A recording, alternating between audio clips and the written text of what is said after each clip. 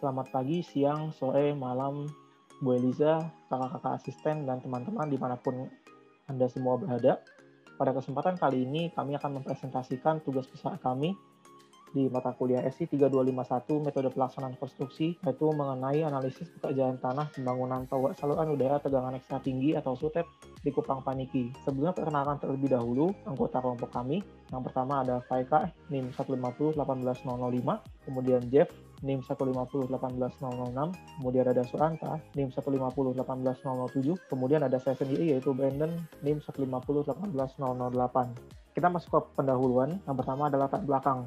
Latar belakang yang kami tinjau adalah bahwa metode pelaksanaan konstruksi pada suatu proyek itu memegang peranan yang sangat penting dalam menentukan keberhasilan suatu proyek konstruksi. Sehingga perlu dilakukan analisis dan kajian yang mendalam terhadap berbagai faktor yang mempengaruhi produktivitas dalam konstruksi. Karena banyak konstruksi menggunakan alat berat, maka alat berat harus digunakan secara efisien.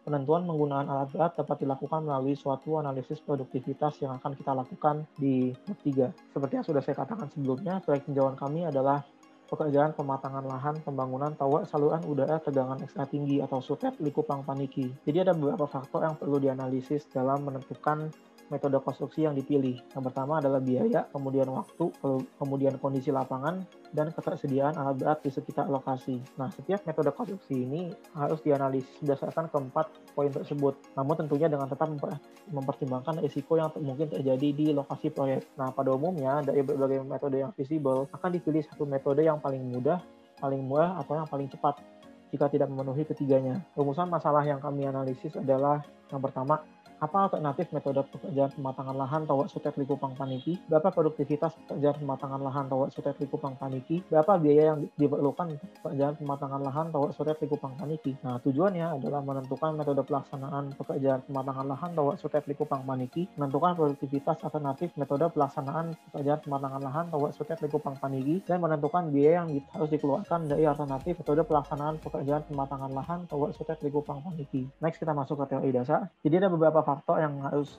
dipertimbangkan dalam memilih metode pekerjaan. Yang pertama adalah kondisi lapangan. Sebagaimana kita ketahui bahwa setiap konstruksi itu bersifat unik. Ya, bisa dikatakan bahwa setiap proyek itu berbeda dengan proyek-proyek lain yang pernah ada sebelumnya. Nah, metode-metode yang dilakukan pun juga pastinya berbeda bergantung kondisi di lokasi proyek. Nah, kesalahan dalam menganalisis kondisi lapangan itu bisa berakibat fatal, terutama dari segi pembiayaan dan keselamatan pekerja konstruksi. Kemudian ada faktor peralatan. Peralatan dibutuhkan karena banyak pekerjaan konstruksi yang sangat tidak efisien jika dilakukan menggunakan tenaga manusia. Misalnya mengecor kolom, dan sebagainya. Itu sangat tidak efisien jika dilakukan oleh manusia. Sehingga kita butuh peralatan konstruksi yang dapat membantu meningkatkan produktivitas kerja, sehingga kemungkinan tercapainya target kerja menjadi lebih mudah dan cepat. Nah, dalam menentukan alat, kami melakukan tinjauan pada spesifikasi berbagai alternatif alat berat.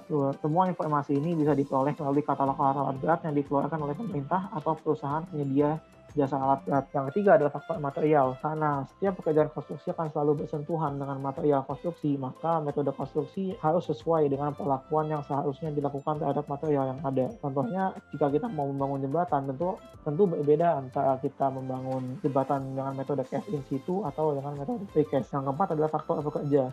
Faktor pekerja ini berpengaruh di kualitas dan keahlian pekerja konstruksi. Nah, pekerja yang terlatih dan ahli tentunya akan mudah untuk meningkatkan keberhasilan dan kualitas produk konstruksi. Nah, pekerja sebaiknya diberikan arahan serta petunjuk yang tepat sehingga mereka dapat melakukan pekerjaan secara benar dan tidak seperti yang ada di gambar berikut ini. Selanjutnya ada klasifikasi alat berat. Yang pertama adalah earthwork equipment, yaitu alat berat yang digunakan untuk melakukan pekerjaan tanah, misalnya menggali, kemudian memadatkan tanah, dan sebagainya. Yang kedua ada material production, biasanya digunakan untuk memproduksi bahan-bahan yang dibutuhkan selama konstruksi, misalnya beton, baja, dan lain sebagainya. Yang ketiga ada concrete activity, yaitu semua peralatan yang digunakan selama proses pengecoran beton.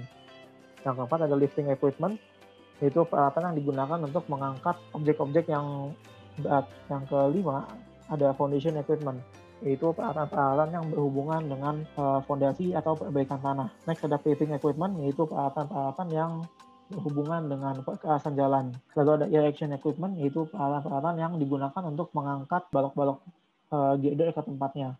Lalu ada precast concrete equipment, yaitu peralatan yang digunakan untuk menarik tendon tegang dari beton. Loader transportation yaitu peralatan atau kendaraan yang digunakan untuk mengangkut material dari satu tempat ke tempat lain. Lalu ada light equipment, yaitu meliputi light tower, generator, serta portable air compressor. Selanjutnya akan kami jelaskan metode pekerjaan yang pertama, yaitu karena pekerjaan kami pekerjaan penggalian tanah. Untuk metode pertama ini kami menggunakan ekskavator dan dump truck. Ekskavator yang digunakan adalah tipe JJBJS 20S5C, sedangkan dump truck yang digunakan adalah dump truck CAT777E. Dari hasil perhitungan kami dapatkan untuk produktivitas ekskavator ini ada cycle time 30 detik dengan kapasitas 0,9 meter kubik, tapi karena faktor-faktor yang digunakan, maka setelah dihitung didapatkan produktivitas sebesar 82,8 meter kubik per jam. Jadi 82,8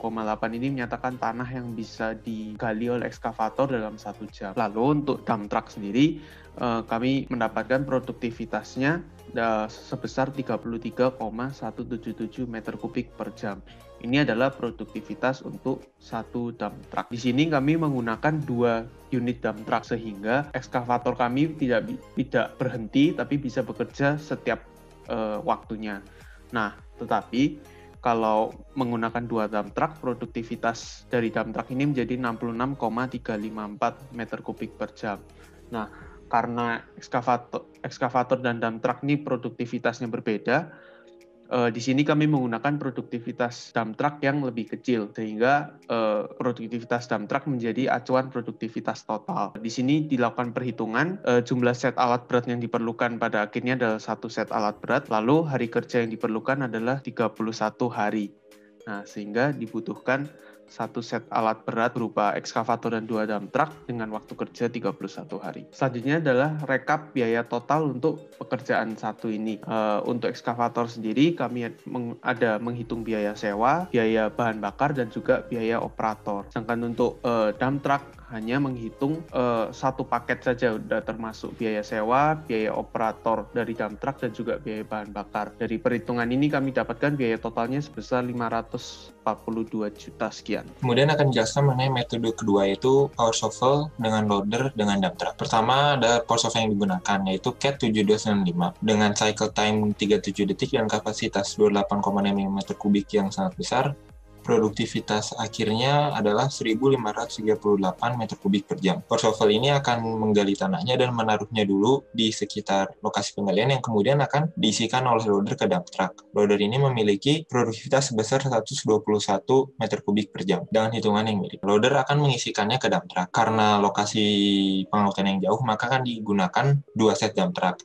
Sehingga ketika 1 set sedang mengangkut tanah menuju tempat pembuangan, set yang diam di lokasi dapat diisi oleh loader. Maka dari itu akan digunakan jumlah dump truck yang mendekati sebisa mungkin dengan produktivitas loader. Sehingga akan digunakan 4 dump truck yang terdiri dari 2 set.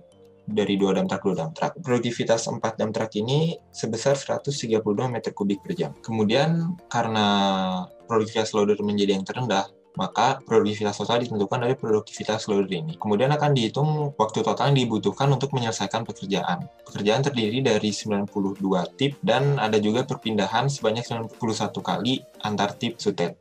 Nah, didapatkan pada akhirnya tuh waktu totalnya 138 jam atau setara dengan 18 hari kerja. Kemudian akan dihitung biaya total.